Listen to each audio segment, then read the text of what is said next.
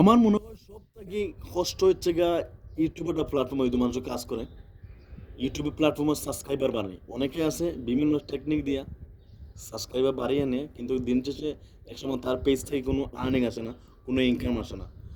আমি যারা ইউটিউব প্ল্যাটফর্মে আসেন বা যারা ইউটিউব প্ল্যাটফর্মে কাজ করেন বা যারা ইউটিউব প্ল্যাটফর্মে কাজ আগ্রহী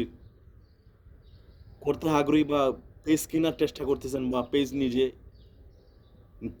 গ্রো করতেছেন, আমার কথা হয়েছে গিয়ে দিন শেষে যদি আপনি ইউটিউব চ্যানেলে কাজ করেন, আপনি কোনো ভিন্ন মতামত দিয়ে ইউটিউবও সাবস্ক্রাইবার বাড়াবেন না।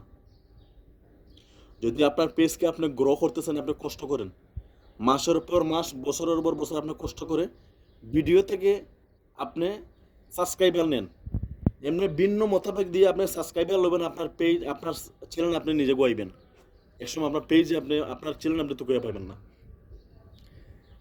ইউটিউব একটা প্ল্যাটফর্ম, যদি এই প্ল্যাটফর্মে আপনি কষ্ট করে সাবস্ক্রাইবার অর্জন করতে পারেন, আমার মনে হয় নোবেল নোবেল যে মানুষের এটা নোবেল পুরস্কার, যে যুক্তরাষ্ট্রের যে শ্রেষ্ঠ পুরস্কার নোবেল, নোবেল পুরস্কার পেলে মানুষ যতটা খুশি হয়, এতটা খুশি হবে যদি 1,000 সাবস্ক্রাইবার যদি এ নিজে ভিডিও বানিয়ে ভিডিও ক্রিয়েট করে ভিডিও থেকে যদি সে সাবস্ক্রাইবার লইয়ে আসে। সো আমি এটাই বলবো, যারা যারা বিভিন্ন সফটওয়্যারের মাধ্যমে সাবস্ক্রাইবার নিয়ে আসেন, এগুলো করে কোনো লাভ নেই। আপনি অরিজিনাল ভিডিও প্রতিদিন আপলোড করেন, অরিজিনাল সাবস্ক্রাইবার আপনার পেজে অটোমেটিক আসবে ইনশাল্লাহ। So thank you so much.